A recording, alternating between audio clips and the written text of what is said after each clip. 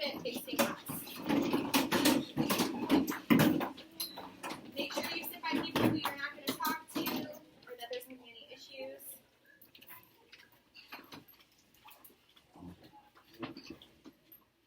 Good.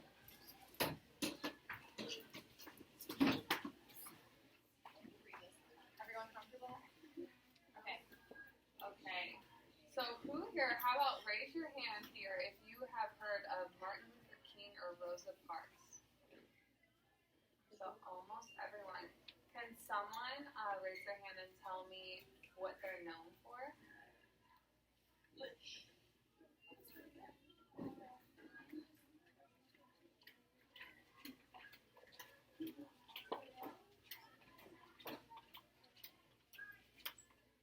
Yeah, so did you, everyone here, she said they're helping for their freedom, like fighting for their freedom.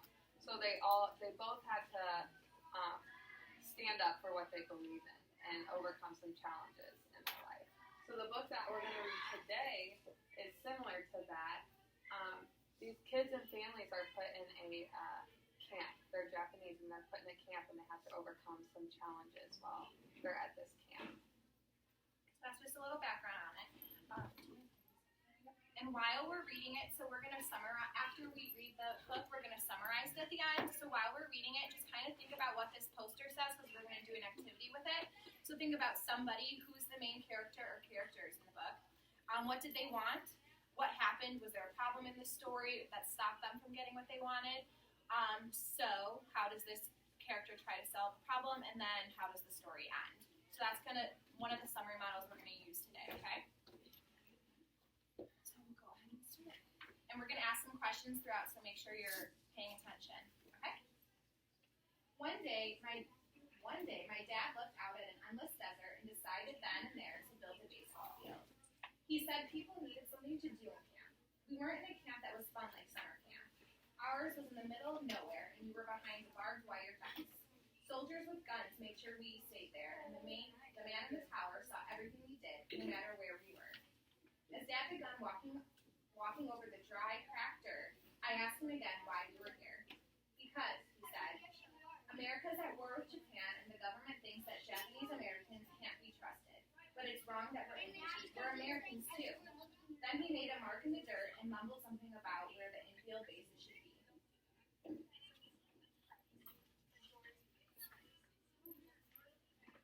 Back at school, before camp, I was shorter and smaller than the rest of the kids. I was always the last to be picked for any team when we played games. Then, a few months ago, it got even worse. The kids started to call me names and nobody talked to me, even though I didn't do anything bad. At the same time, the radio kept talking about some place far away called Pearl Harbor. Do any of you know what Pearl Harbor is? Yes, Kylie? A city close. So it's a harbor, which is where boats come and dock, and it's in Hawaii. And in what year was it? 1942, which is the setting of this book. People from Japan bombed Pearl Harbor because a lot of the American ships there for the Navy are there for the Navy. So that's what it's talking about when it says they kept talking about a faraway place called Pearl Harbor. Yeah.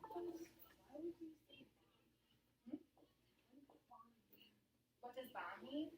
So like it's just like the circle thing that explodes, like sets on fire. Why would I say bomb? Yeah, bomb. So they attacked the harbor. They bombed it, they attacked it, yeah. Okay? One day, Mom and Dad came to get me from school. Mom cried a lot because we had to move out of our house real fast, throwing a lot of our stuff away. A bus took us to a place where we had to live in horse stalls. We stayed there for a while until we came here.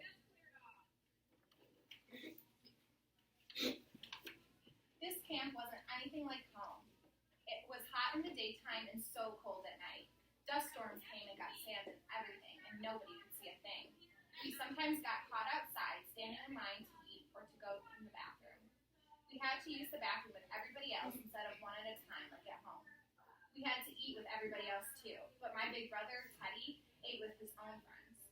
We lived with a lot of people in what were called barracks. The place was small and had no walls. Babies cried at night and kept us up.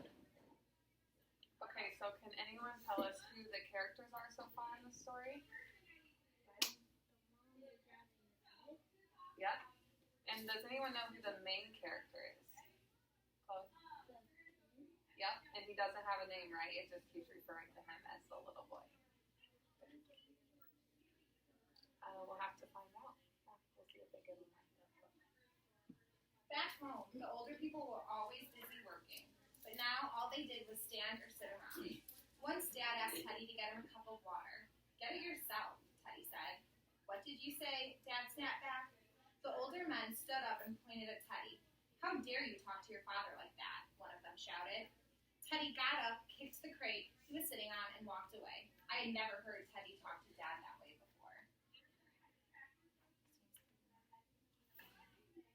That's when Dad knew we needed baseball. We got shovels and started digging up the sagebrush in a big empty space near our barracks. The man in the tower watched us the whole time. Pretty soon, other grown-ups and their kids started to help. We didn't have anything we needed for baseball, but the grown-ups were pretty smart. They funneled water from irrigation ditches to flood what would become our baseball field. The water packed down the dust and made it hard.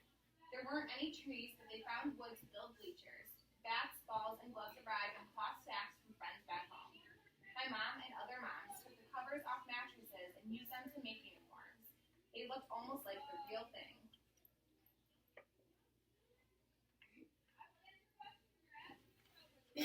I tried to play, but I wasn't that good. Dad said I just had to try harder, but I didn't know that playing baseball here was a little easier than back home. Most of the time, the kids were the same size as me.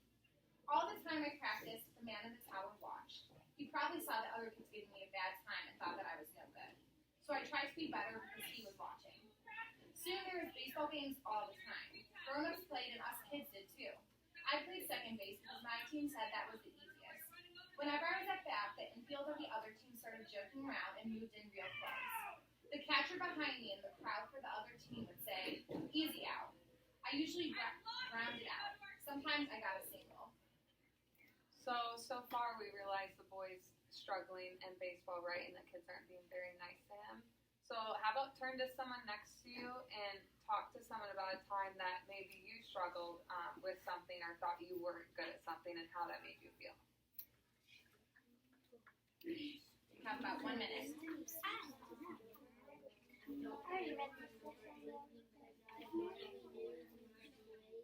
I don't know.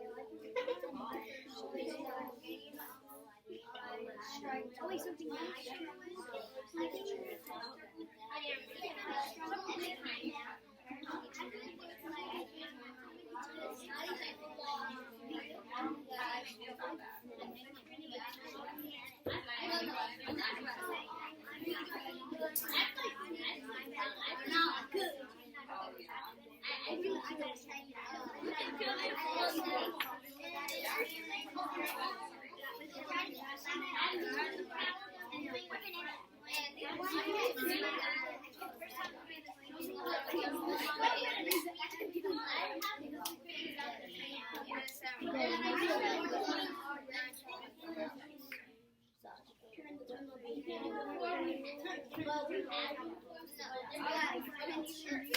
Okay, let's come back together.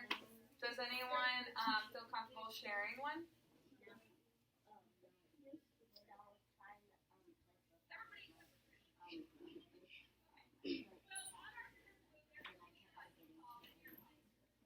Okay.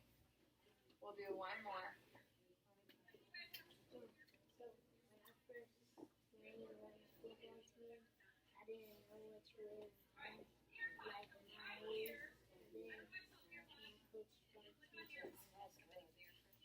The more you learned, you were able to do it, weren't you? So it seems like you all can relate to the character in the book, huh? We're going to keep reading and see what happens. Then came one of our last games of the year to decide on the championship. It was the bottom of the 9th inning, and the other team was winning, 3-2. One of our guys was on second base, and there were 2 outs. 2 pitches, and I swung both times and missed. I could tell the other guy on second base was begging me to at least get a base hit so somebody could come up to bat. The crowd was getting loud. "You can do it! Strike out! No hitter! No hitter!" I glanced at the guardhouse behind the left field foul line and saw the man in the tower leaning on the rail with the blinding sun glinting off his sunglasses. He was always watching, always staring. It suddenly made me mad. I gripped the bat harder and took a couple of practice swings. I was going to hit the ball past the guardhouse, even if it killed me. Everyone got quiet, and the pitcher threw. Do you guys think he's going to be able to hit it? Yeah. I already read this book. I know how to do that. I stepped into my swing and pulled the bat around hard. I'd never heard a crack like that before. The ball went even farther than I expected. Against the hot desert sun, I could see the ball high in the air as I ran to first base. The ball went over the head of the left fielder. I dashed around the bases, knowing for sure that I would get tagged out. But I didn't care, running as fast as I could to go to home plate. I didn't even realize that I had crossed it. Before I knew it, I was up in the air on the shoulders of my teammates. I looked up at the tower, and the man, with a grin on his face, gave me the thumbs up sign. So he didn't just hit the ball, he got a home run. Yeah. But it wasn't as if everything was fixed. Things were bad again when we got back home from camp after the war. Nobody talked to us on the street, and nobody talked to me at home either. Most of my friends from camp didn't come back here. I had to eat lunch by myself. So why do you guys think that once he came back from camp, still no one was really talking to him? Jackson? You forgot. That's okay. Hayden? Yeah, they don't know that he had played at baseball. Probably probably they just don't remember, but they're just trying to act cool and think like they're popular and all that stuff. Yeah. And maybe they don't know that he got a home run. Yeah. I think because the other team, some of the boys were his friends, and now they're like mad because his team won. That could be it. Yeah. I think that the boy and the other people,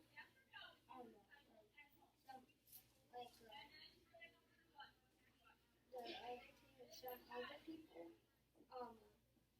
like the people that were on like the other team were like super mad,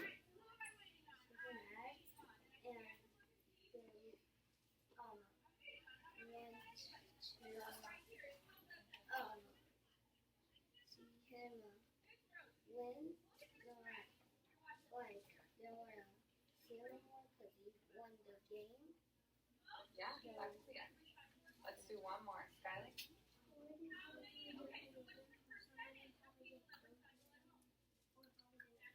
Yeah, they probably don't know about it. Okay, so then baseball season came. I was the smallest guy again, but playing baseball in camp had made me a lot better. The other guys saw that I was a pretty good player. They started calling me Shorty, but they smiled when they said it. By the time the first game came around, I felt almost like part of the team. Everyone was laughing and horsing around on the bus. But as soon as we got out there, it hit me. Nobody on my team or the other team or even anybody in the crowd looked like me. When we walked out onto the field, my hands were shaking. It felt like all these mean eyes were staring at me, wanting me to make mistakes. I dropped the ball that was thrown to me, and I heard people in the crowd yelling Jap. I hadn't heard that word since before I went to camp. It meant they hated me.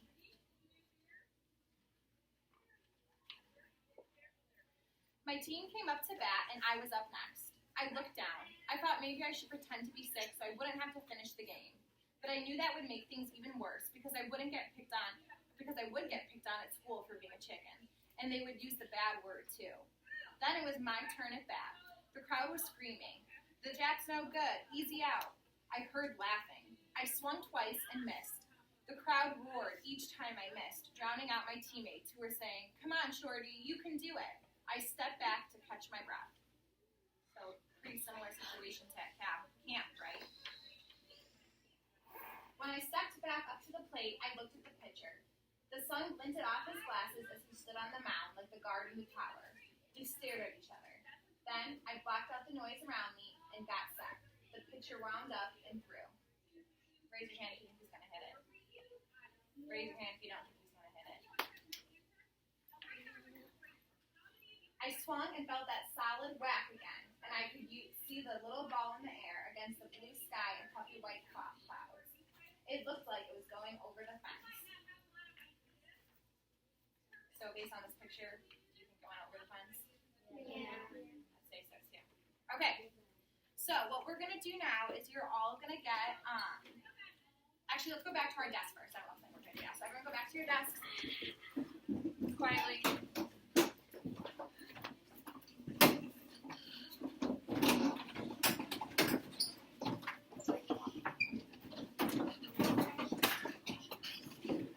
Okay. So we're gonna give you all 5 Post-it notes, and on each one you're gonna reuse each one for a different part to make a summary. So on one of them you're gonna put the somebody in the story, who the main character was. On the second one you're gonna put wanted. What did the main character want? The third one you're gonna put but. What was the problem of the story? The fourth one you're gonna put how did they try to save the problem? The so of the story, and then lastly you're gonna put the then. How does the story end? On your Post-it, label which one it is, because once you're done, you're going to take them and put them up here. So if you have the somebody one, you're going to put it across from somebody. Does that make sense? And then we're going to come together to see what everybody answered. So let's do the somebody one together so you have a freebie and you can do the other 4 by yourself. Who do you think the somebody of the story is? Yeah? The kid. The kid, which we never got the name for, right? So you could just refer to him as the young boy or the boy, whichever you want, okay? And then you'll put that sticky note next to somebody up on the board, okay? Yeah. You could write Shorty if you want to, yes.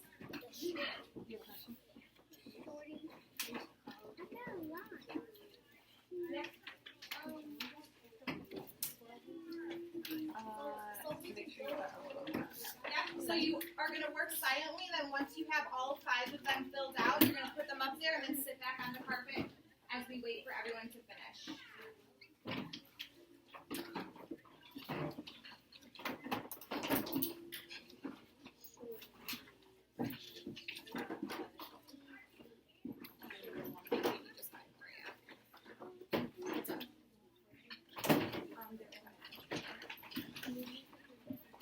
Yeah, or just say the boy.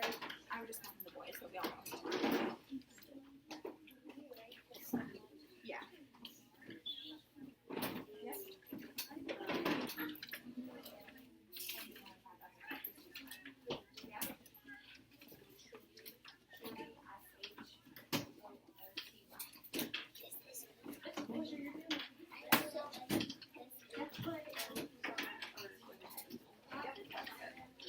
Fill all of yours out first, and then we'll put them on. You're gonna write on all 5 of them before you start putting them up there.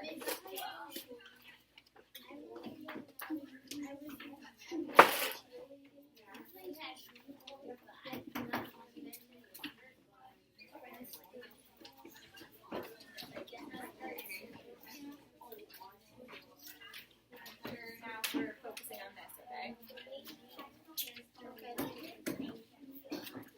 You can talk with the people in your group if you don't know.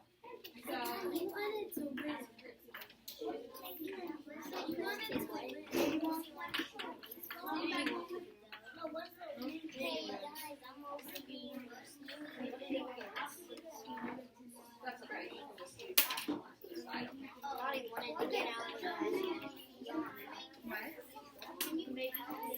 to the side. Okay, so that's perfect. So you have this as somebody. So now you want to get one. So what does the word want to use? Stop being lonely.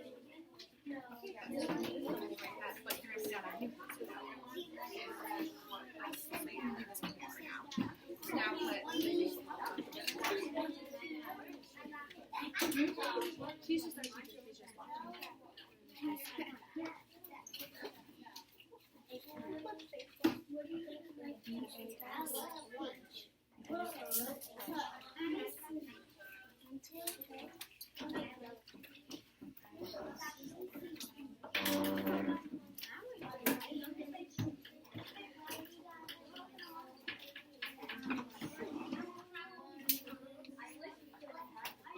Are there 3 of us? What is the problem? What is the problem?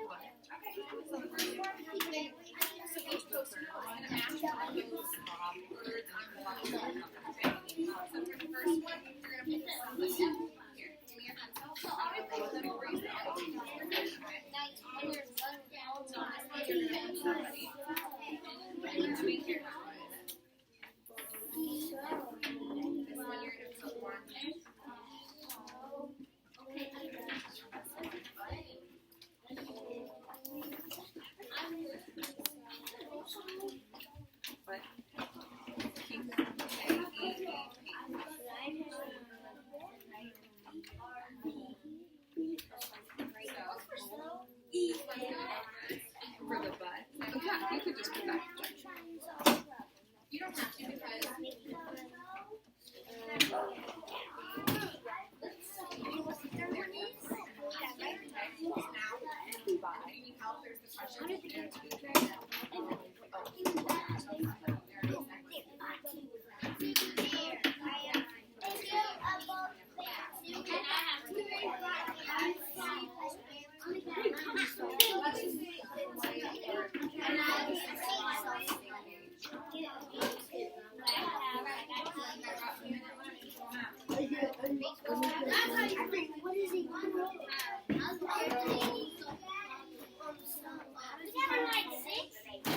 Just 5. Did you get 6 on accident? Only one.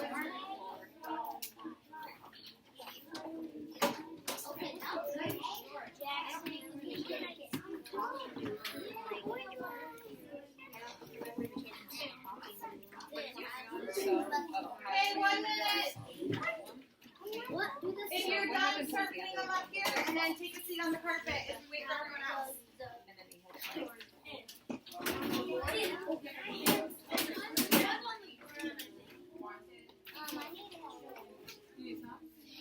Which one do you got? That's a good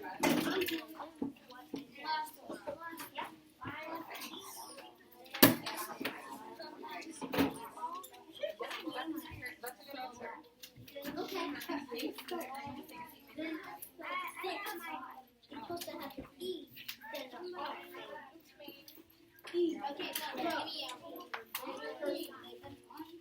You guys almost done with yours?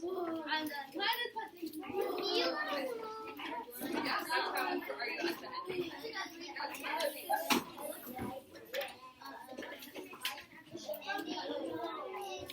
Which one are you on?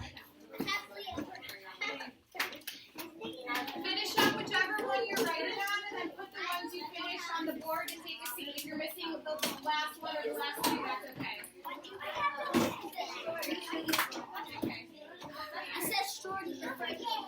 Make sure you do your ones that you finished.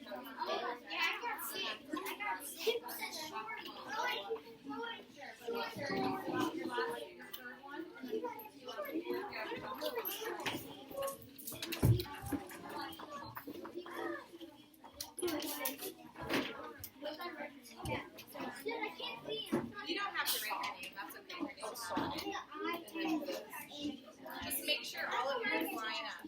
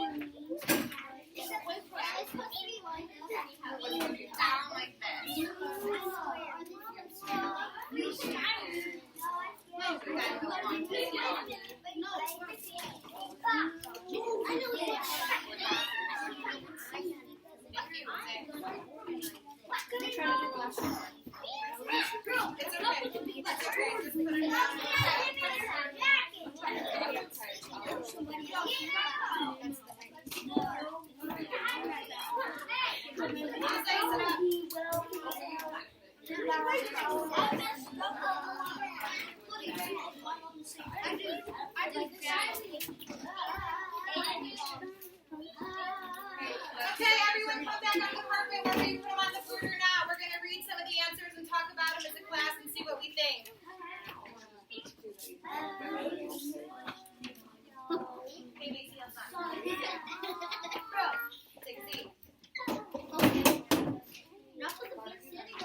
Please don't sit on the stage. Yeah. Because the teacher was saying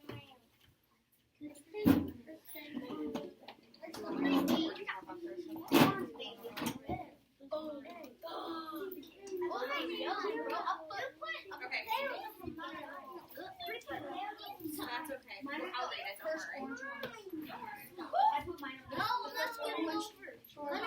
don't worry. Okay, if there's an issue, we're going to start handing out marks. So everyone needs to be sitting down, looking forward, quiet so we can get started. Okay.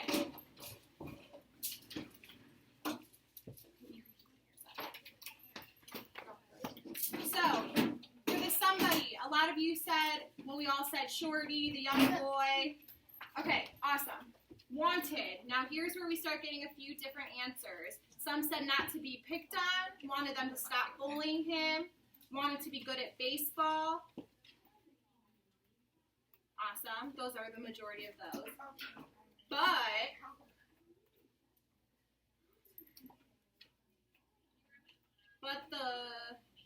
But everybody was making fun of him, but people were bullying him, but he was trying his best. Okay. So, how does the character try to solve the problem? He gets together and practices baseball. He gets to go back home. So they build a baseball field. So he practiced baseball. So he got better. And then it ends with he gets to go back home. He won the game. He tried his best. He won. Okay. So a few of us had some different answers, which is fine because in a summary, some of us may pick out points as being more important than others. So in this one of the main summaries that we see up here is Shorty wanted to be good at baseball, but he wasn't very good at the time, so he practiced when he was at camp and then ended up winning the game. And then some of you focused more so on how he was feeling and how the other characters in the story were acting, and said that Shorty wanted to be people to like him, not to be bullied, but people kept bullying him and picking on him. So he got good at baseball and then won the game and his friends cheered him on. Okay? Yeah? Do you know how you kept taking the sticky notes out of the book? What were those for? Oh, they just had questions on them, so we remembered to ask them.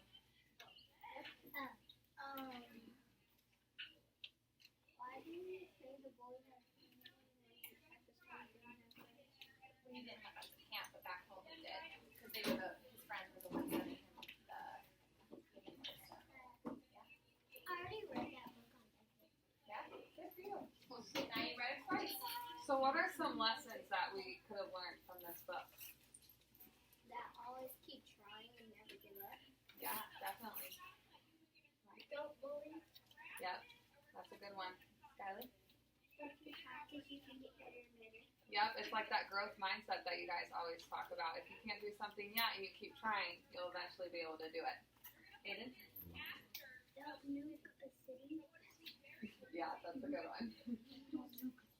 So this is just one model you can use when you're summarizing books in the future or texts in the future. You can try somebody wanted but so then. There's a bunch of different ways that you'll learn, but this is just one way you can try using, okay? You can all go back to your seats and throw away your Post-it notes if you have any left on your desk. And then I need 2 volunteers to help me take them off the board. 1, 2. Okay, everyone else go back to your seats and get ready.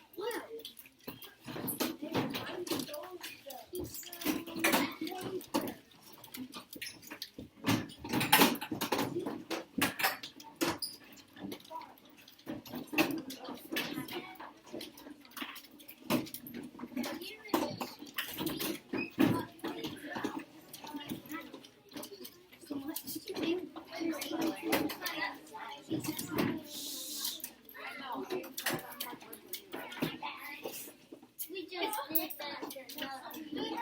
Alright, third graders, show me that you're ready. If you have your writing cadence still in your folder, please go ahead and take that out. In 5, 4, 3, 2, 1. Last week we worked on letter writing. That was one of morning that was in our writing cadence. Today, we are going to be starting another piece of writing. It's either going to be opinion, narrative, or informative. All right, so you ready to repeat after me? Up in the morning to the rising sun. Up in the morning to the rising